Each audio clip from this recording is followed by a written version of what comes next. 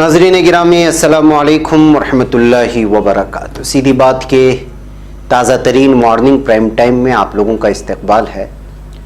नाज़रीन मैं अंसार अजीज़ नदवी आज के मॉर्निंग प्राइम टाइम में कुछ अहम तरीन ख़बरों पर तबसरा करना जा रहा हूँ और उसकी कुछ तफसीलात रखूँगा। दरअसल इसरो ने अपना दिफाई सैटेलाइट लॉन्च कर दिया है, जिसमें इसराइल की, जापान और अमेरिका के भी 9 सैटेलाइट थे, उसको जो है लॉन्च किया है। उसकी तफसीलात सुनाऊंगा। उसके अलावा एक 8 साला बच्चा किस तरह से ऑनलाइन कंप्यूटर प्रोग्रामिंग सिखाता है, उस बच्चे से मैं आपका तारुफ कराऊंगा कि 8 साला बच्चे के शागिर्द दुनिया भर में कैसे फैले हुए हैं और वो ऑनलाइन किस तरह से लाता है। इसी तरह सोमालिया में, न्यू जर्सी में, जमहूरिया चेक में भारी भरकम गोलियां चलने की और फायरिंग होने की वारदात पेश आई हैं।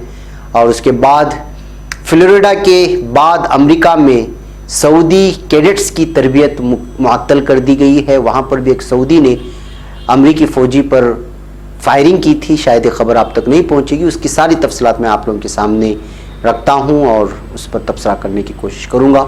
उससे पहले आप लोगों से दरख्वास्त है कि जिन लोगों ने हमारे चैनल को सब्सक्राइब नहीं किया, सब्सक्राइब कर लें और हमारे इन लिंक्स को दोस्तों तक पहुंचाने में हमारी मदद करें। बैकअप नाज़रीन, आइए सबसे पहले हम चलते हैं हैदराबाद की जानिब। हिंदुस्तान ने बुध के रोज़ एक नया दिफाई सैटेलाइट कामयाबी के साथ लॉन्च करके खला के मैदान में एक और कामयाबी हासिल की है। RISAT-2BR-1 नामी सैटेलाइट को आंध्र प्रदेश के ज़िला नेल्लूर में श्रीहरिकोटा के सतीश धवन कलाई मरकज से 3:25 यानी 3:25 पर यानी सहपहर छोड़ा गया। ये हिंदुस्तानी खलाई जांच एजेंसी इसरो के polar satellite launch vehicle PSLV के 50वां मिशन था और इस मिशन के लिए उल्टी गिनती गुज़िश्ता रोज़ श्रीहरिकोटा में शुरू हुई थी। RISAT-2BR-1 के मिशन की ज़िंदगी 5 बरस होगी। इसका मकसद फौजी मकासद हैं और इसके ज़रिए मुल्क की सरहदों की सिक्योरिटी में इजाफा किया जाएगा और आसमान के ज़रिए सरहदों पर नज़र रखी जाएगी। इस सैटेलाइट को दीगर बैरूनी सैटेलाइट के साथ पहले लॉन्च पैड के ज़रिए छोड़ा गया। लॉन्च ऑथराइजेशन बोर्ड और मिशन की तैयारी का जायज़ा लेने वाली कमेटी की मंजूरी के बाद उसकी उल्टी गिनती गुज़िश्ता रोज़ शुरू हुई थी। उसको छोड़े जाने के चंद मिनट के बाद तमाम 4 मरहलों से अलहदगी के बाद सैटेलाइट RISAT-2BR-1 लॉन्च व्हीकल से अलहदा हो गया। अगले 5 मिनट के बाद बैरूनी सारिफिन के सैटेलाइट अलहदा होकर मदार में दाखिल हो गए। ये दरअसल राडार मैचिंग ज़मीनी मुशाहदाती सैटेलाइट है जिसका वजन 628 किलोग्राम है। साथ ही इसराइली, इटली, जापान और अमेरिका के 9 गैर मुल्की सैटेलाइट्स को भी यहीं से छोड़ा गया।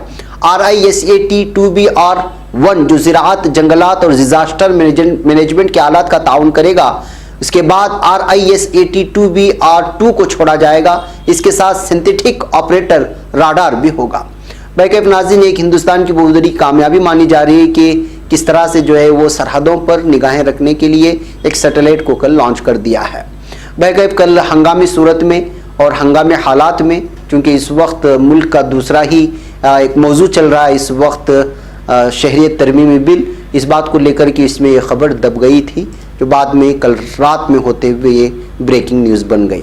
बैकअप नाज़रीन, मैं अब चाहता हूँ आपको एक चीनी बच्चे से रूबरू कराऊँ कि किस तरह से जो है इस वक्त बच्चे टेक्नोलॉजी से जुड़ गए हैं, बल्कि वो इस वक्त उस्ताद बन रहे हैं।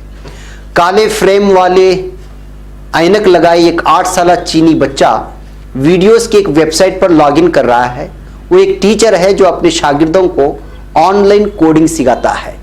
कोडिंग यानी कि कंप्यूटर के अपना एक लैंग्वेज होता है। जब वो कोडिंग मुकम्मल होती है तब जाकर के जो है वो जब मिलता है तो सामने उसकी चीज़ें नज़र आती हैं और सॉफ्टवेयर से वाबस्ता लोग कोडिंग क्या चीज़ है इसको जानते हैं।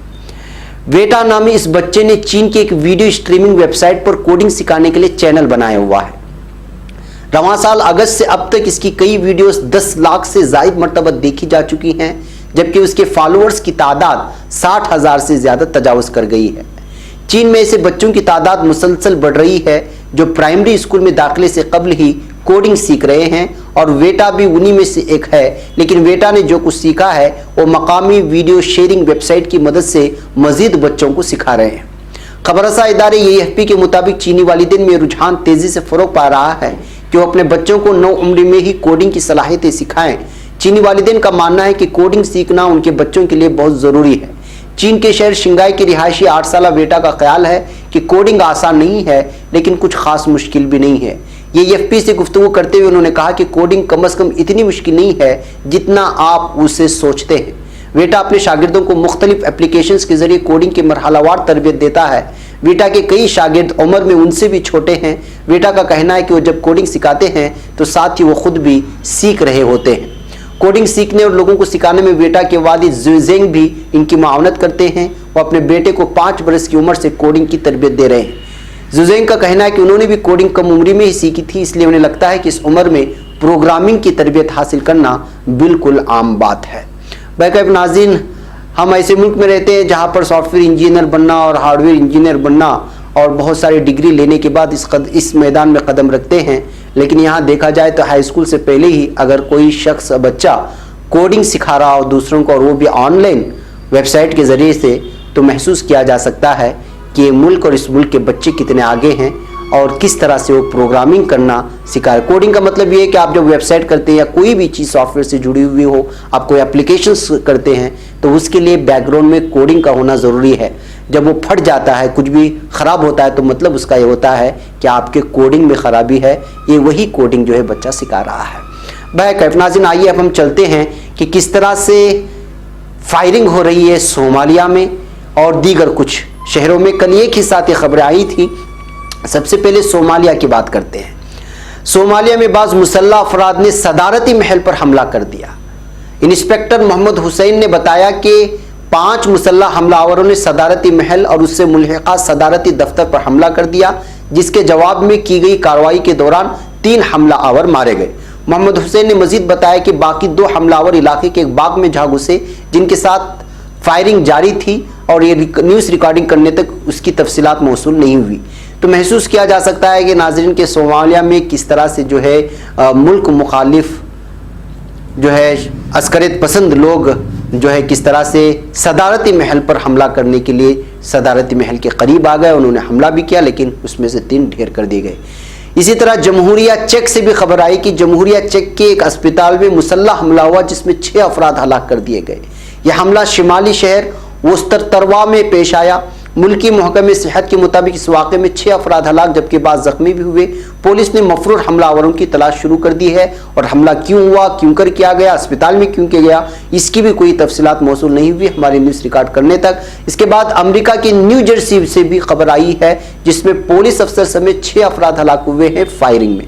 अमरीकी रियासत न्यू जर्सी के इलाके जर्सी सिटी में फायरिंग से 6 अफराद हलाक हुए। हिफाजती हुक्काम का कहना है कि फायरिंग से 2 पुलिस अफसर और एक शहरी भी जख्मी हुआ है। पुलिस अफसर कत्ल के मुकदमे की तफ्तीश के लिए मुश्तबा अफराद के पास गया तो उन्होंने उसे कत्ल कर दिया। मुल्जिमान ने पुलिस अफसर को कत्ल करने के बाद फरार होने की कोशिश की और जर्सी सिटी के एक सुपरमार्केट में घुस गए और वहां भी फायरिंग कर दी, जिससे 3 शहरी हलाक हो गए। जवाबी कार्रवाई में 2 मुश्तबा अफराद भी मारे गए। वाक़े के दौरान इलाके में खौफ व हरास फैल गया और जर्सी सिटी के तमाम स्कूल बंद कर दिए गए।